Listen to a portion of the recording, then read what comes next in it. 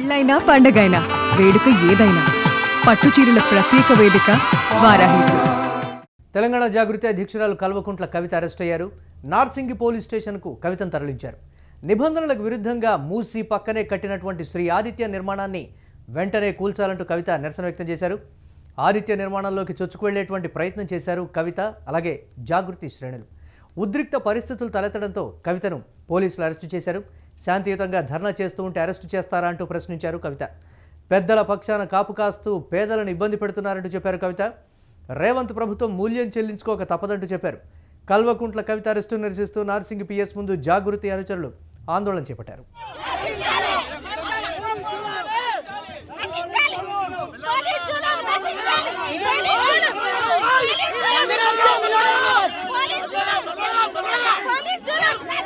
చేసి మరి మమ్మల్ని అందరూ కూడా అరెస్ట్ చేయడం చాలా అన్యాయం.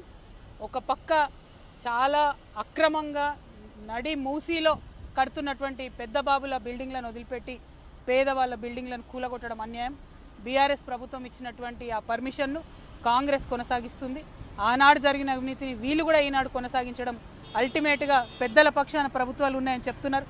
ఇక్కడ నుండి కూడా మనకు కనిపిస్తుంది మూసీ, అది లిటరలీ రివర్ బెడ్లో ఉన్నటువంటి బిల్డింగ్ ఏమో కంటిన్యూ అవుతుంది. పేద ప్రజల ఇల్లు మాత్రం కూలగొడుతున్నారు. వెలుగుమట్లలో ఇల్లు కూలిపోయినటువంటి అక్క చెల్లెలు అన్నదమ్ములు ధైర్యంగా ఉండాలి, మేమంతా మీ పక్షాన ఉంటాం. అదేవిధంగా కుత్బుల్లాపూర్లో మూసీ పరివాహక ప్రాంతంలో చుట్టుపక్కల రకరకాల చోట్ల పేదవాళ్ళ ఇండ్లు కూల్చేశారు. వాటన్నిటికీ కూడా మూల్యం చెల్లించుకోవాల్సి వస్తుంది ఈ ప్రభుత్వానికి. ఇది అన్యాయం, అక్రమం, దారుణం. మేం మాత్రం వదిలిపెట్టేది లేదు. ఇది ఏంటో హైడ్రా రంగనాథ్ గారు చెప్పాలి. ఇవాళ కాకపోతే రేపన్న బుల్డోజర్ తీసుకొని వారు అక్కడికి వెళ్తేనే ఈ ప్రభుత్వం ప్రజల పక్షాన పనిచేస్తుందని చెప్పి నమ్ముతాం. లేకపోతే అవసరమైతే లీగల్గా కూడా ఫైట్ చేస్తాం. వేరే వాళ్లకు 30 మీటర్స్ రూల్ ఉంటే ఈ ఒక్క 2-3 బిల్డింగ్లకు మాత్రం ప్రభుత్వ పెద్దల అండదండలతోని 9 మీటర్స్ 5 మీటర్స్లో ఉంటే కూడా ఎట్లా కడతారని చెప్పి లీగల్గా కూడా జాగృతి ఫైట్ చేస్తుందని నేను తెలియజేస్తున్నా. Thank you. జై తెలంగాణ, జై జాగృతి. మనం జనం బాటలో భాగంగా అనేక కంప్లైంట్లు ఇచ్చున్నాం హైడ్రాకి పెద్దవాళ్ళ మీద. కుత్బుల్లాపూర్లో పోయి పేదవాళ్ళ ఇండ్లు గులగొట్టిరు. నిన్నటికి నిన్న ఖమ్మంలో వెలుగుమట్లలో పోయి పేదవాళ్ళ ఇండ్లు గులగొట్టిరు. మూసీ నది చుట్టుపక్కల కూడా పేదవాళ్ళ ఇండ్లు గులగొట్టిరు. కానీ మూసీ నదిలోనే కడుతున్నటువంటి మన వెనుక కనబడుతున్నటువంటి ఇంత పెద్ద బంగ్లాను మాత్రం హైడ్రా రంగనాథ్ గారికి కనబడతలేదు, సీఎం రేవంత్ రెడ్డి గారికి కనబడతలేదు, ఎవరికి కనబడతలేదు. మీకు కనబడుతుందా లేదా? గ్రహణంతోనేమన్నా కళ్ళు కనబడుకునేమన్నా కనబడుతుంది కదా మనందరికీ. మరి ఎందుకు హైడ్రా కనబడతలేదు? ఇది అది ఇవాళ హైడ్రా రంగనాథ్ గారిని నేను ఫోన్ చేసిన, కలెక్టర్ కాన్ఫరెన్స్లో ఉన్నా అని మెసేజ్ పెట్టిరు. నేను మా జాగృతి నాయకులను అడుగుతున్నా, రంగనాథ్ గారు బుల్డోజర్ తీసుకొచ్చే వరకు మనం ఇడు ఉందామా? పక్క ముచ్చట్నా? మళ్ళా మాట తప్పుతారా? అంతేనా? సో అప్పుడు ఎప్పుడు కమిషనర్ గారు కాల్ చేసినా కూడా అప్పుడు బుల్డోజర్ తీసుకొని రమ్మని చెప్తాం. ఇక్కడనే ఉంటాం బుల్డోజర్ తీసుకొని వచ్చేంత వరకు.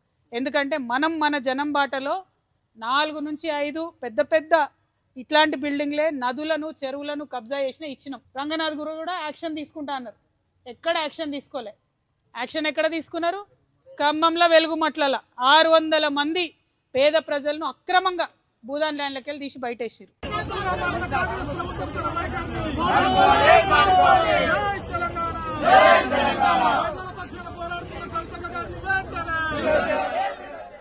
రైట్. తెలంగాణ జాగృతి అధ్యక్షురాలు కవితను అరెస్ట్ చేసినటువంటి బ్రేకింగ్ న్యూస్ చూస్తున్నాం. నార్సింగ్ పోలీస్ స్టేషన్కి అయితే తరలించినటువంటి పరిస్థితి. మూసీ పక్కనే కట్టినటువంటి శ్రీ ఆదిత్య నిర్మాణాన్ని వెంటనే కూల్చాలంటూ కవిత నిరసన వ్యక్తం చేస్తున్నటువంటి పరిస్థితి. ఇక హైడ్రా కమిషనర్ రంగనాథ్ గారికి నేను కాల్ చేశాను, ఆయన కాన్ఫరెన్స్లో ఉన్నాను, తర్వాత మాట్లాడతానని మెసేజ్ పెట్టారు అని అన్నారు. పేదవారి ఇళ్లను కూల్చేటువంటి హైడ్రాకు అక్రమంగా నిర్మిస్తున్నటువంటి, అంటే మూసీ పక్కన అక్రమంగా నిర్మిస్తున్నటువంటి ఆదిత్య నిర్మాణం అనేది కనిపించడం లేదా? పేదవారికి ఒక రూల్, పెద్దలకు ఒక రూల్ అనేది కూడా ఆవిడ చెప్తున్నటువంటి పరిస్థితి. జాగృతి నేతలతోటి అక్కడ నిరసన దీక్షకు దిగారు.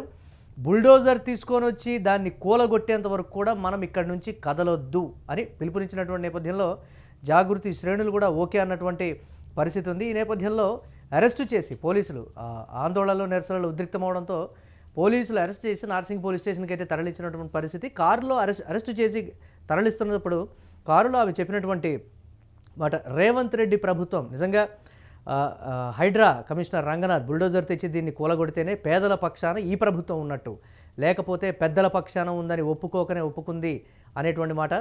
దీనికి సంబంధించి కుత్బుల్లాపూర్ కావచ్చు, అటు వెలుగుమట్ల అంశాన్ని కూడా లేవనెత్తారు కవిత. అక్కడ అక్రమంగా కూల్చివేతలు చేపట్టారు, పేదవారిని మీరెందుకు టార్గెట్ చేస్తున్నారు, ఇలాంటి పెద్దవారు మీకు కనపడటం లేదా, మూసీని ఆక్రమించి కట్టడాలు కట్టేవారు మీకు కనిపించడం లేదా, పెద్ద పెద్ద భవనాలు, వారు ధనవంతులు కాబట్టేనా వారిని ఏమీ అనటం లేదనేటువంటి పరిస్థితి ఉంది. మూసీ పరివాహక ప్రాంతంలో ఉన్నటువంటి పేదలను మీరు బెదిరిస్తున్నారు, కూల్చివేస్తామంటూ కూడా ఈ నేపథ్యంలో ముందుకు వెళుతున్నటువంటి పరిస్థితి ఉంది. వెంటనే కూడా దీనికి సంబంధించి చర్యలు తీసుకోకపోతే మాత్రం జాగృతి నిరసనలు, ఆందోళనలు ఉధృతం చేస్తామని అయితే కవిత హెచ్చరిస్తున్నటువంటి బ్రేకింగ్ న్యూస్ చూస్తాం.